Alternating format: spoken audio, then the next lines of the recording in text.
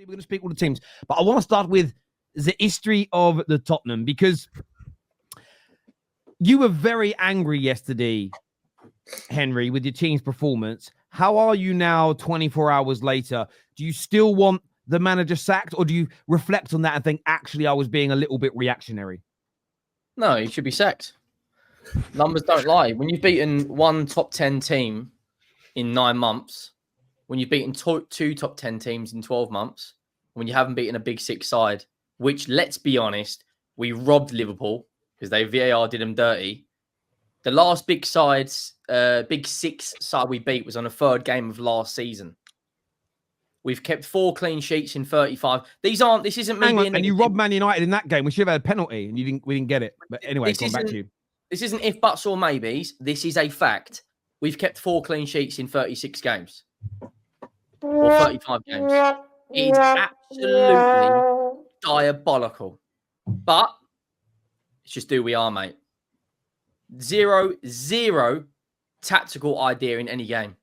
And as I said yesterday, teams have suffered us out. We will lose to Coventry, and he won't make that. If he makes the Brentford game, Daniel Levy has got to come out of a statement.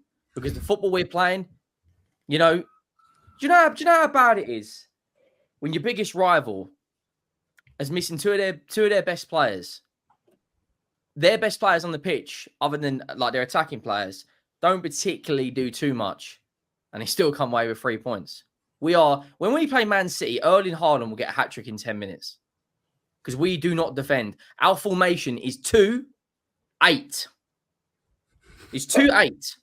And when Van der Ven goes, curtains. Absolute curtain Albion. We are finito. Because trust me, I will be astonished if we get past Coventry. You're being called out here by Kate. He says, Henry, you predicted a 3-1 win to Spurs, but now we've been figured out. Reactionary much? No, it's the hope that kills you. Simple as that. I keep telling myself all the time, he's going to turn it around. He's going to turn it around. But the thing is, the preseason is all about tactics. It's all about implementing something else because you're not going into the biggest games. You're not starting the season yet. We conceded 3 goals against the Korean 11, which bailed us out. 2 goals against Vissel Kobe, right?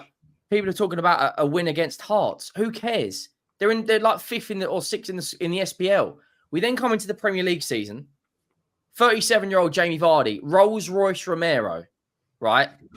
I'd drop him. I'd drop him for the Brentford game. 2 goals he cost us against Newcastle. Gabriel, right? As I said yesterday, Argentina-Brazil is a huge rivalry. We all know that, right? He gives it all large and in charge. You know, when Vicario's giving it, he runs over there giving it, I'm the Iron Man, I'm He-Man. And then when it comes to marking, you're absolutely fucking useless. Let's just be real now. We've got James Maddison, who I'm pretty sure can say when he signed for Tottenham, most people thought that'd be a good signing. Our system, he's got to drop so deep, he's nearly in the next postcode trying to create a chance because our fullbacks are in the 10 position.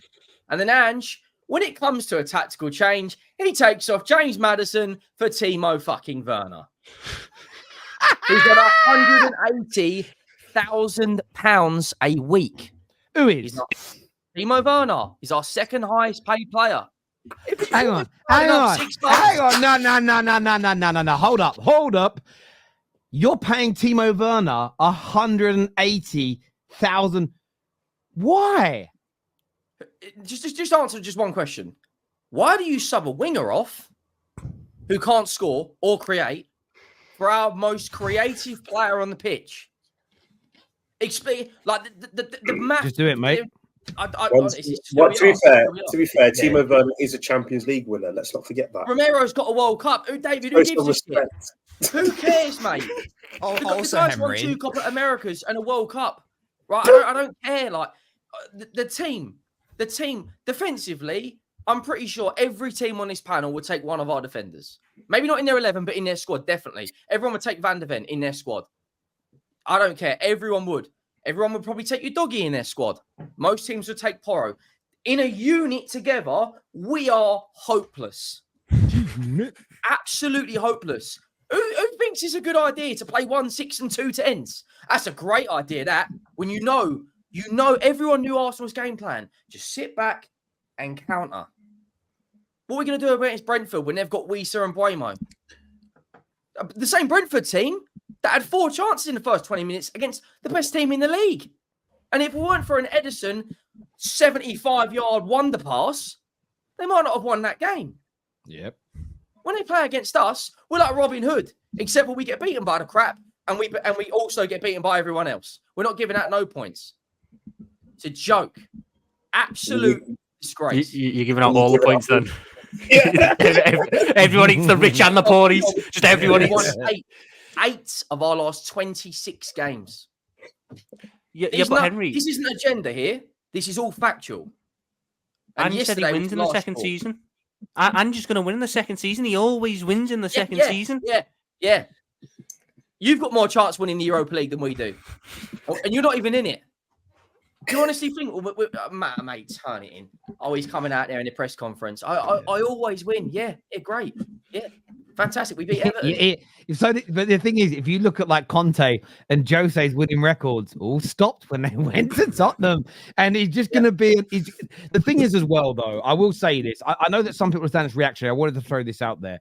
Do we think that maybe Big Ange is being found out because he isn't currently managing Celtic and doesn't have the best squad in the league and more money than anybody else in the league? Is it a case of, bruv, you're not playing Partick Thistle? I think it's that. And I also think it's that for Spurs fans, from their point of view, I think it's because, once again, I'll say it as I say it all the time, you overrate everything about your club. You overrate the players you have. Like, you're talking about that defensive record, yet before every North London derby, you guys try and put 3 players in a combined 11 with our defenders. You try and put 3 defenders in there. Try and put Romero and Van der Ven in there. They don't get in there. You overrate your players. They're not bad players. I just don't think they're as good as Spurs fans think they are. Maybe you might see little glimpses, but as a squad, your team ain't there. Because why? Because the tactics you play, for one, fair enough. I think it's a bit reactionary after the Arsenal game because I'm here saying it. We're well superior to you now, mate. Like, Henry, as much as you don't want to admit it, we are far superior to you. And the fact that is every way we're far superior. So in that game yesterday, our defense is so far superior to you, to your team, that you can't break us down. It's different against the Man City. That game will be different if we got to defend again. If we defended the way we even did against you yesterday, I believe we'd lose to City at the Etihad, 100%. We got to defend better, and the midfield have to be better. But Maddison, all these things, you say, why did Timo Werner come on? Well, he couldn't have been worse than Maddison yesterday, and that is the issue. No, he definitely can. Yeah, I don't think so, because I thought Maddison was rubbish. I said it yesterday. Odegaard was better than Maddison yesterday, and Odegaard weren't even in the squad. So, like, for me, I think that you guys just overrate your team a bit too much, and you're now lashing a bit at Ange. I hear it because of the stubbornness and stuff. I hear it. But even just answer one question, right? When you was in the pits with Arteta, could you see the plan? Could you see the idea? Yes. Okay, can you see explain to me what Ange ball is?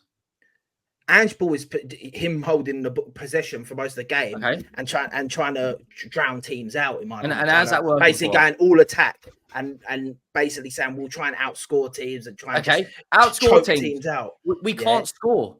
We haven't scored in 180 minutes. So I will argue for not. I don't even want to argue for Ange, to be honest, but I'll argue that it also goes down to the players on the pitch. Yes, you can also go back to the signings he's made. That is on him. But yesterday, when I'm watching it, Andrew's not the guy telling these guys not to cross the ball to Solanke more. It's not him saying, don't do that. I wouldn't believe it. And plus, even if he is saying that, when you're a footballer and you're a top footballer, I feel like you listen partly and then you sort of take stuff. When stuff ain't going right, you take it into your own hands. It's one thing that started winding me up a little bit about Arsenal players last season when I felt like they were being a bit too robotic. And I'm like, sometimes, I know maybe it's the game, like what Arteta says, but Saka, go round your man. I know he's probably telling you not to do that as much, but you've still got to have that creativity yourself. Your players ain't got that. Your players are just passing, not wanting to shoot. You started getting a bit of let's say luck, not luck, a bit of output Momentum. from crossing the ball in, momentum, and then you stopped, and then you just didn't do it. And I know our defense was choking you out and Solanke and stuff, and not really giving you a chance. But this is the players as much. Son, I'm sorry, brother. This guy is meant to be world class. But he's playing him as a touchline winger. He's not a touchline. He's 32 years age. I hear you. I hear you, but once again, if he's world class, the way Spurs fans say, I'm not even saying it to me, but I don't think he is. But Spurs fans seem to think he is. So if he is world class like that, then he's a world class finisher. Yeah, but we don't give him any chances to explain. Like, he's an inside forward. His best attribute, we all know, is running through on goal. So we what put would him you do, Henry? out on a corner flag. So what would you do? You know what? What would I do? I change formation and go to a 3 at the back immediately. So would you play 2 strikers? I'm not a tactician. I don't know the ins and outs of coaching and drills, but anyone can see this high line is not working. Our high line is so high up, it's not even in our own half. So all teams have got to do is just put a ball over the top. Jacob Murphy, he's got 5 goal contributions in 2 games against us because he can see it. You watch. When we play City and Liverpool, it is curtains. Edison's getting 3 assists against you. This same high line is what you guys are all going, oh yeah, oh Tottenham are back, oh big Ange ball and that. It's always been the same. So what's changed? Because last season you were doing it. You've been found out. Is that the first 12 games of last season? Ange has been found out, and he ain't been able to change. And that goes back to what Terry said: of this isn't Celtic. You ain't playing bums every week. Yes. So how do you react? So if people are figuring out Ange ball as a coach, right? Arne Slot, Eric Ten Hag, Mikel Arteta does not have the same game plan for every single match. You adapt to teams' formations, to their tactics. We just rock up and try and do the same single thing. If you watch Unai Emery, when he played against Arsenal, it's a completely different way to he played against Everton. There is no reaction to people countering Ange ball. And that's where the head loss is for me. Because we can all see, watching, what's going to happen. The set pieces, Vicario. Mate, Guardiola has cursed his football club because he kept fitting it in continuously with pace on top of Vicario. Since then, we've conceded from 21 set pieces. The most in the Premier League right now. But what do? We go to Ryan Mason. You can be our set piece coach. Do you know what's really interesting? Do you know what's interesting?